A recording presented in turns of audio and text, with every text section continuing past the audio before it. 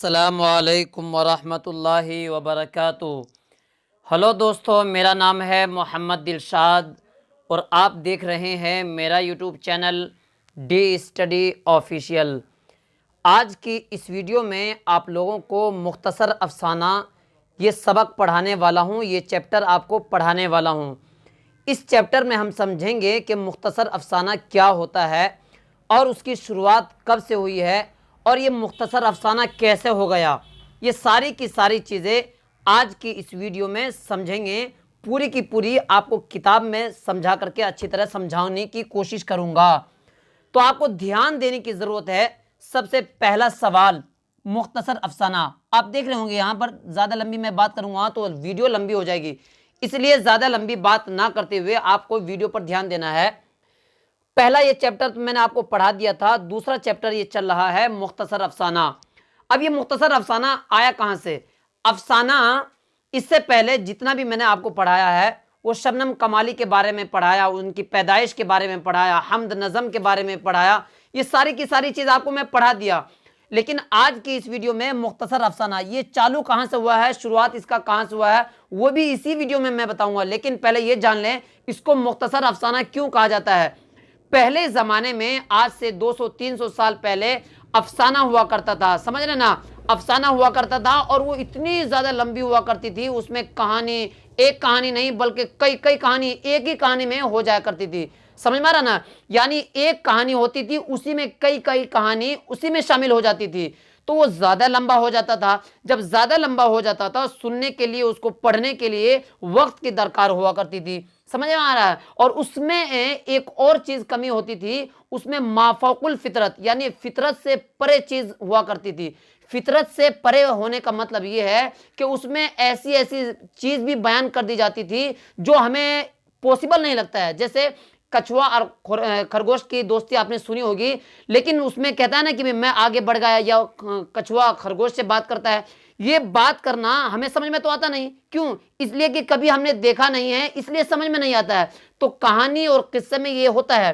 تو اس زمانے میں کیا ہوا کرتا تھا، یہ سب کہانی ہوا کرتی تھی، جھوٹ کہانی بھی اسی میں ملا دیا جاتا تھا۔ لیکن پھر تھوڑا اور زمانہ ترقی کرتا گیا تو پھر کیا ہوا؟ ناول آیا۔ کیا آیا؟ پھر ناول آیا۔ ناول میں کیا ہوا؟ زندگی کے اچھے خیالات کا ذکر ہونے لگا، زندگی کی جو چیزیں ہیں، پریشانیاں ہیں، وہ بیان ہونے لگی، قصہ کہانی بیان ہونے لگے۔ لیکن یہ بھی لمبا تھا، سمجھ میں آ رہا نا؟ یعنی یہ تو حقیقت والا تو تھا یہ ناول، لیکن بہت زیادہ لمبا ہو جاتا تھا۔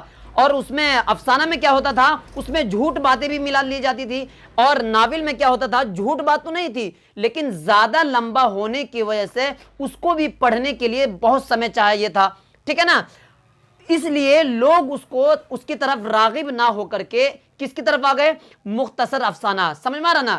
یعنی دو یعنی افسانہ اور اس سے پہلے داستان، یہ دونوں کیوں فیل ہو گیا؟ اس لیے فیل ہو گیا کیونکہ اس میں وقت کی زیادہ کھپت ہو رہی تھی، ہے نا؟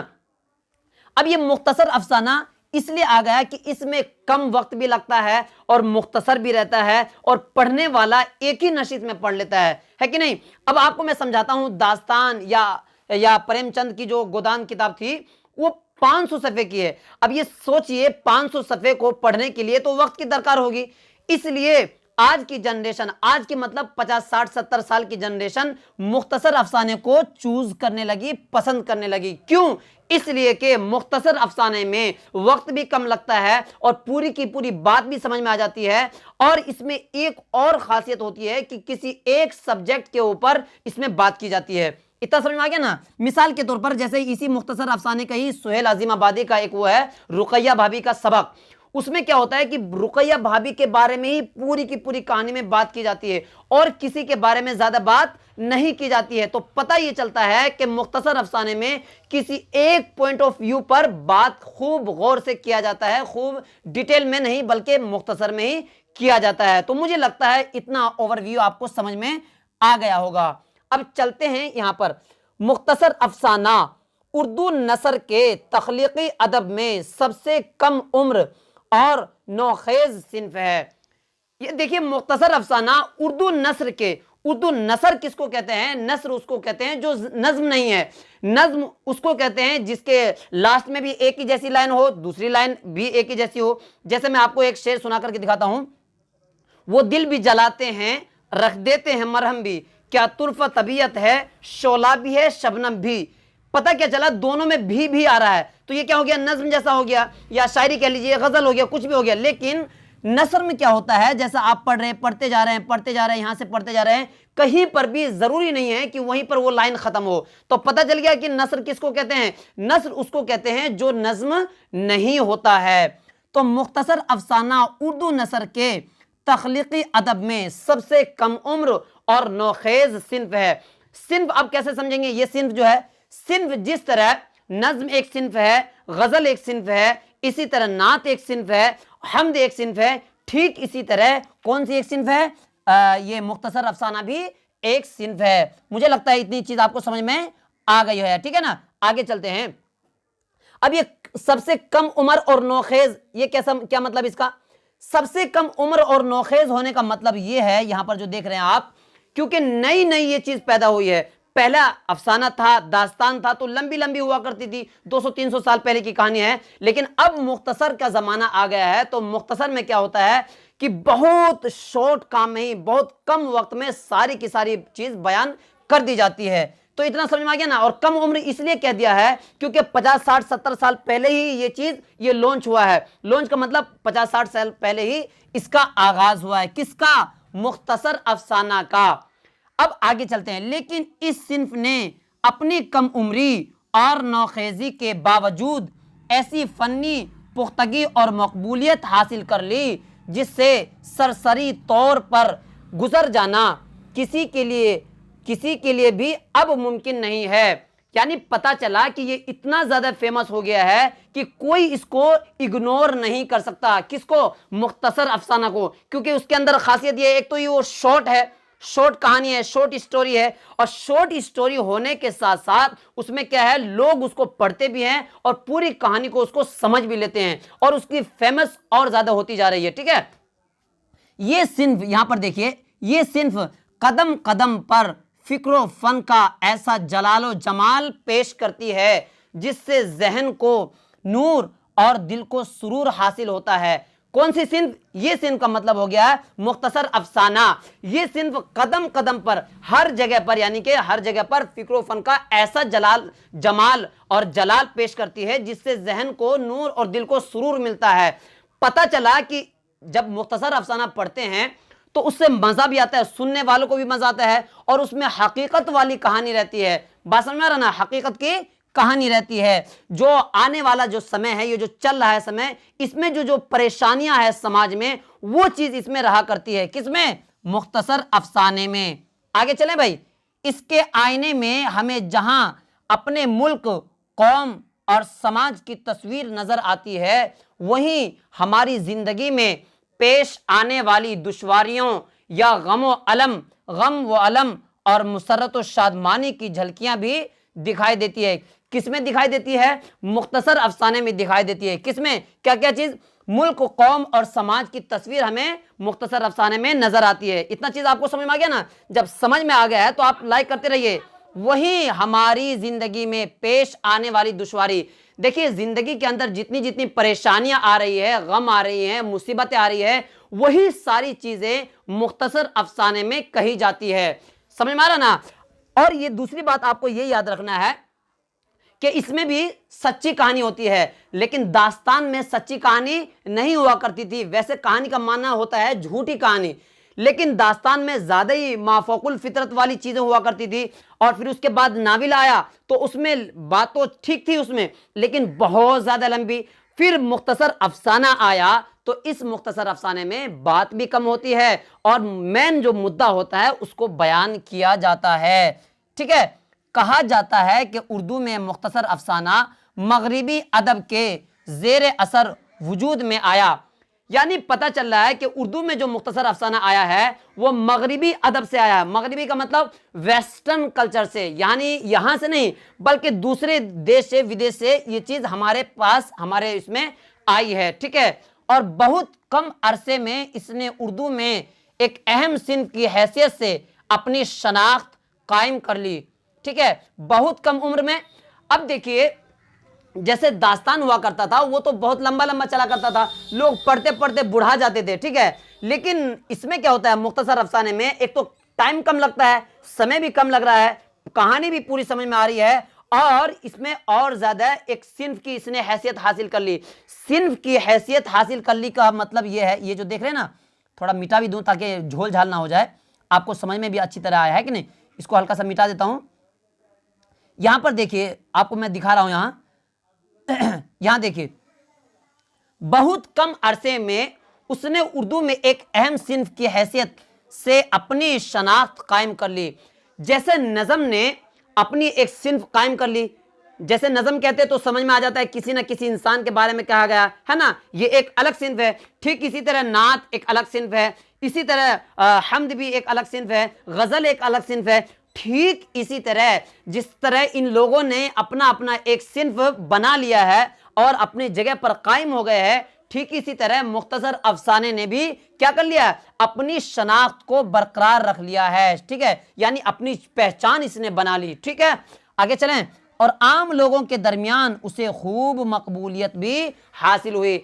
आम लोग का मतलब जो पढ़ते हैं, जो पढ़ने वाले हैं, इसको खूब सराहते हैं, खूब पढ़ते हैं, और ये फेमस भी खूब ज्यादा हो रही है।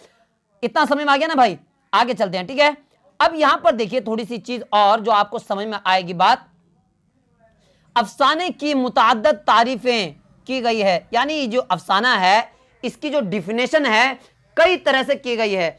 अब कौन कौन सी, जैसे एक मुमताज मगरिबी अदीब का कहना है कि अफसाना ऐसी नसरी कहानी है जो एक ही नशिस्त में पढ़ी जा सके।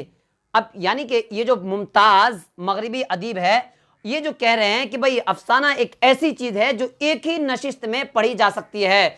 जैसे आप देखते होंगे फिल्म, वो 50 बार हम थोड़ी देखते हैं एक फिल्म को, बल्कि एक जगह पर जाते हैं, एक ही जगह पर जाकर के पूरी फिल्म हम देख लेते हैं, है ना, और उसमें 2 घंटा या 2.5 घंटा लगता है ना, पूरी कहानी हमें समझ में आ जाती है। कोई भी फिल्म ले लीजिए, वो पूरी कहानी हमें समझ में आ जाती है। ठीक इसी तरह मुख्तसर अफसाना भी एक ही नशिस्त में, एक ही बैठक में पूरी समझ में आ जाती है कि मुख्तसर अफसाने में क्या कहा गया है। इतना समझ में आ गया ना। किसी ने यह भी कहा है कि अफसाने में बुनियादी शे वहदत तासुर है। अब ये वहदत तासुर थोड़ा समझ लीजिए कि वहदत तासुर होता क्या है, ठीक है।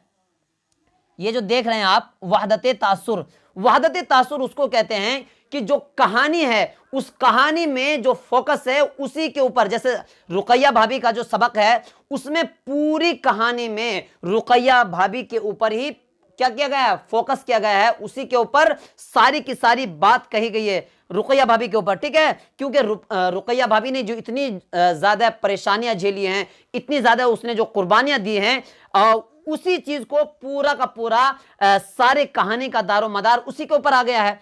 इसी को कहते हैं वहदत तासुर। दूसरा मतलब ये हो सकता है वहदत तासुर का कि जब हम मुख्तसर अफसाना कहते हैं तो उसका एक असर अलग अंदाज होता है, ठीक है, जिससे सुनने वालों को एक अच्छा असर जाता है, अच्छा इंप्रेशन जाता है।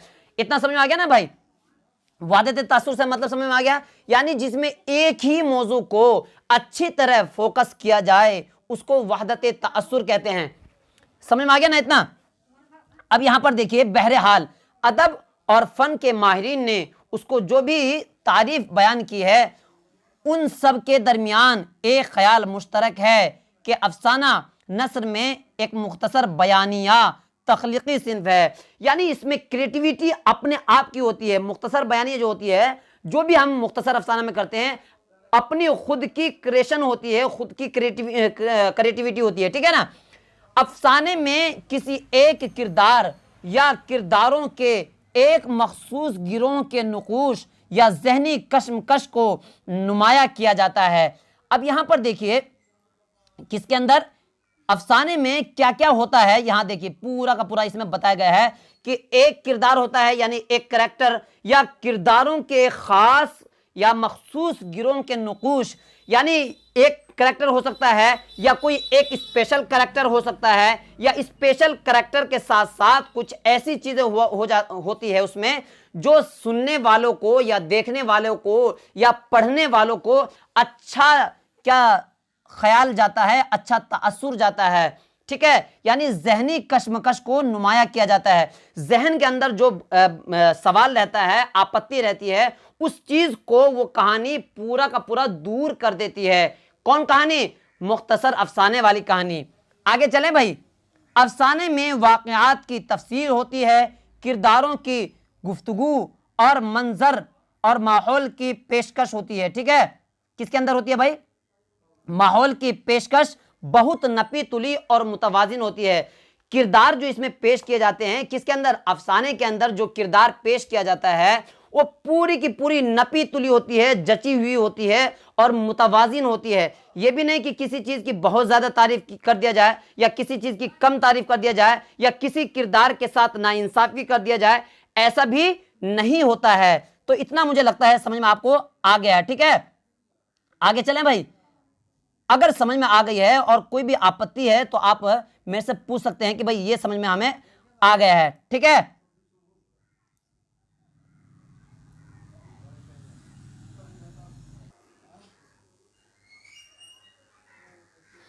اب یہاں پر دیکھیے، اردو میں مختصر افسانہ، یہاں دیکھ رہے ہیں نا، یہاں دیکھیے، یہاں اردو میں مختصر افسانے کا آغاز۔ اب اس لائن میں بتانا چاہ رہے ہیں کہ یہ جو مختصر افسانہ ہے، جو شروعات ہوئی ہے اس کی جو پیدائش ہوئی ہے وہ کب ہوا ہے؟ وہ ہوئی ہے 20ویں صدی کی ابتدا میں۔ 20ویں صدی یعنی 20ویں صدی کی شروعات میں اس کا آغاز ہوا ہے، یعنی اس کی پہچان ہوئی ہے، یہ نیا نیا مختصر افسانہ آیا ہے۔ سمجھ میں آ رہا نا؟ پتہ چلا کہ مختصر افسانہ کا آغاز، اس کی شروعات، اسٹیبلشمنٹ کب ہوئی ہے؟ 20ویں صدی کی شروعات میں ہوئی ہے۔ اتنا چیز آپ کو سمجھ میں آ گیا نا؟ اور اس صنف نے تقریباً اپنے 100 سالہ سفر میں کئی نشیب و فراز دیکھے ہیں۔ کئی نشیب و فراز کا مطلب کئی اتار چڑھاؤ اس نے مختصر افسانے نے دیکھا ہے۔ اتنا چیز آپ کو سمجھ میں آ گیا نا؟ اب ایک اور چیز آپ کو سمجھ میں آنا ہے، یہاں پر دیکھیے، متفقہ رائے کے مطابق۔ متفقہ رائے کا مطلب یعنی ایک رائے ہو سکتی ہے یا ایک سے زیادہ رائے ہو سکتی ہے، ٹھیک ہے۔ متفقہ رائے کے مطابق اردو کا پہلا افسانہ نہیں بلکہ پہلا مختصر افسانہ، آپ کو سمجھ میں آ رہا ہو گیا، کیونکہ افسانہ تو پہلے کی بات ہے۔ اب مختصر افسانہ جو پہلا افسانہ ہے وہ جو شروعات ہوئی ہے، اور پہلا افسانہ جو تھا وہ نصیر اور خدیجہ کا تھا۔ تو سوال میں آپ کو پوچھا بھی جا سکتا ہے، ایگزام میں آپ سے سوال بھی کیا جا سکتا ہے کہ جو پہلا اردو کا افسانہ تھا وہ کون سا تھا؟ تو آپ کو بتانا پڑے گا کہ نصیر اور خدیجہ کا یہ مختصر افسانہ پہلا تھا، ٹھیک ہے۔ پوچھا جا سکتا ہے آپ سے، اور وہ کس کی لکھی ہوئی تھی تو وہ بھی آپ کو بتانا ہوگا، ٹھیک ہے۔ نصیر اور خدیجہ کو تسلیم کیا جاتا ہے۔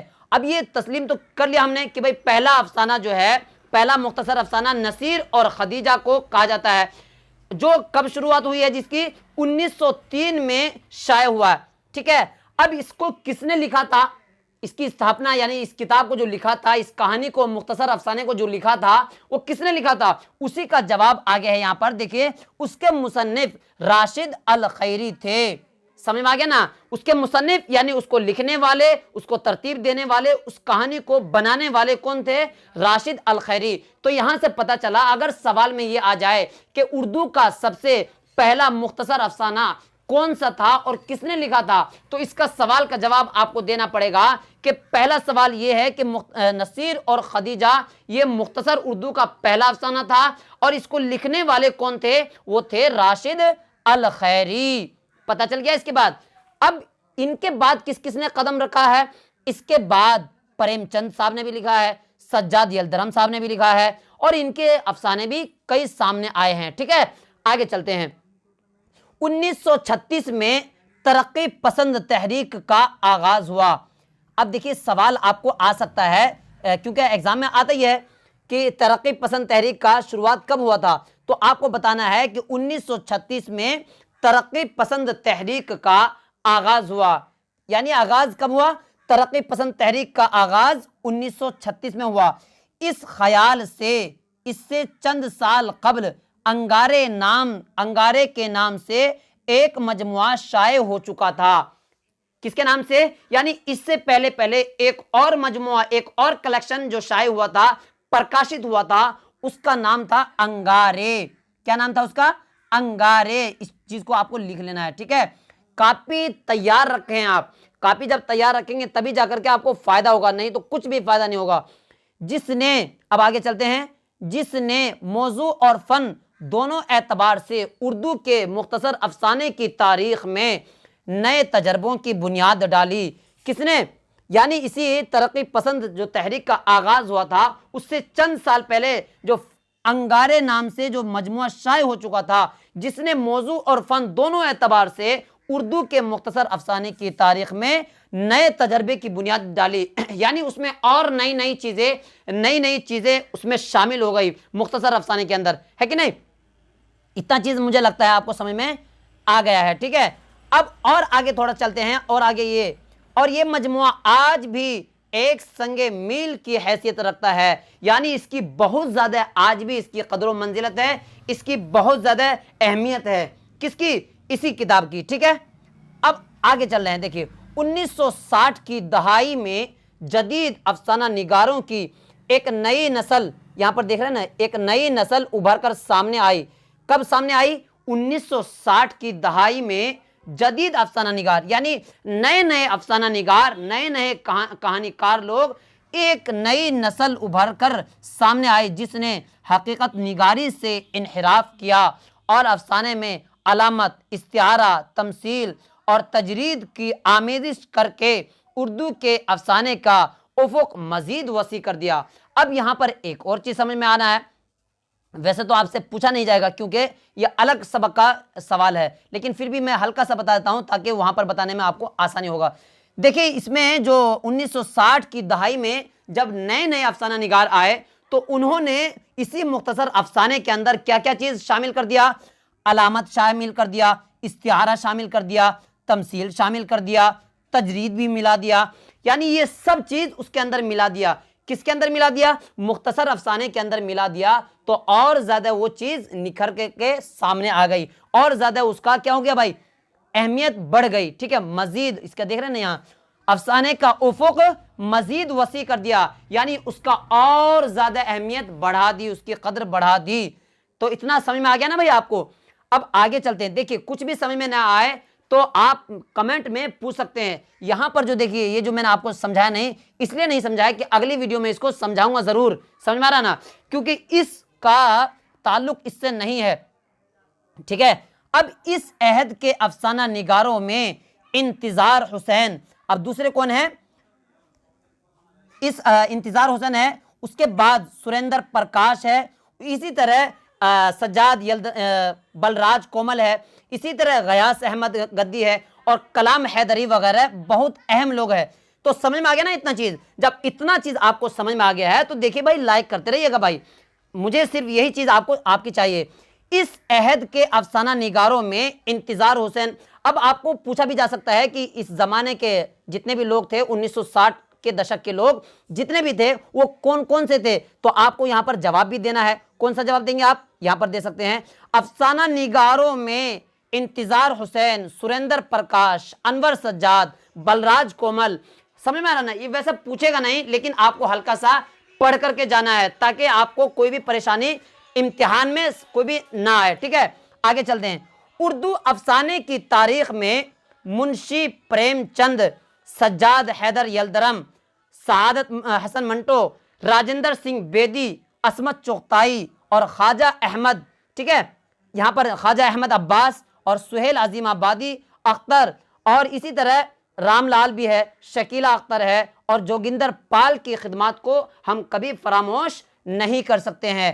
تو پتہ چلا کہ اس افسانے کے جو مختصر افسانہ جس نے بنایا ہے، جو شروعات میں جس کی ابتدا ہوئی ہے، کب سے ابتدا ہوئی تھی؟ میں نے آپ کو بتایا تھا 1960 کی دہائی میں تو ہوا ہی تھا، لیکن 1903 میں پہلا مختصر افسانہ آیا تھا جس کا نام بھی میں نے آپ کو بتایا، کون سا تھا وہ؟ خدیجہ، نصیر اور خدیجہ، جس کے لیکھک کون تھے وہ بھی میں نے بتایا تھا آپ کو، ہے کہ نہیں؟ اب آگے چلتے ہیں، اب پوچھ رہے ہیں کہ کون سا تھا، تو میں بتا دیتا ہوں، راشد الخیری تھے۔ کس کے مصنف؟ اسی کتاب کے، ٹھیک ہے۔ آگے چلتے ہیں، دیکھیے اسی میں اور کوئی بھی اگر آپ کو سمجھ میں نہ آئے تو مجھے آپ بتا سکتے ہیں، پوچھ سکتے ہیں۔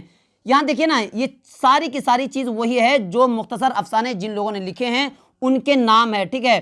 آپ ان کے ناموں کو دو چار بار پڑھ لیں گے تو آپ سے پوچھا بھی جا سکتا ہے کہ سعادت حسن یا راجندر سنگھ بیدی، عصمت چغتائی یہ افسانہ نگار تھے یا کہانی کار تھے یا کون تھے؟ جب آپ پڑھے ہوئے ہوں گے اس کہانی کو، ان سب چیزوں کو، تب آپ فوراً کہہ سکتے ہیں کہ یہ نظم نگار نہیں تھے، حمد کہنے والے نہیں تھے، بلکہ کون تھے؟ یہ مختصر افسانہ والے تھے، ٹھیک ہے؟ تو مجھے لگتا ہے اتنی چیز آپ کو سمجھ میں آ گئی ہے۔ اگلی ویڈیو میں جب میں سہیل عظیم آبادی کے بارے میں پڑھاؤں گا، اس ویڈیو میں سارے کے سارے سوال کا آپ کو جواب بھی دوں گا۔ یہ صرف میں نے آپ کو آج صرف اتنا ہی بتایا ہے، مختصر افسانہ کے بارے میں بتایا، اور زیادہ میں بتاتا تو ویڈیو لمبی ہو جاتی۔ تو اگلی ویڈیو میں ملتے ہیں، لیکن اگر آپ کو یہ ساری چیز پسند آئی ہے تو چینل کو ضرور سبسکرائب کریں، لائک کریں، شیئر کریں، اور اپنے بہن بھائی کو بھی اس ویڈیو کو دکھائیں تاکہ ان کو سمجھ میں آ جائے، اور اس بار وہ جو 10ویں کا ایگزام آنے والا ہے اس 10ویں کے ایگزام میں اچھی طرح مارکس حاصل کر سکیں۔ تو ملتے ہیں اگلی ویڈیو میں، تب تک کے لیے خدا حافظ۔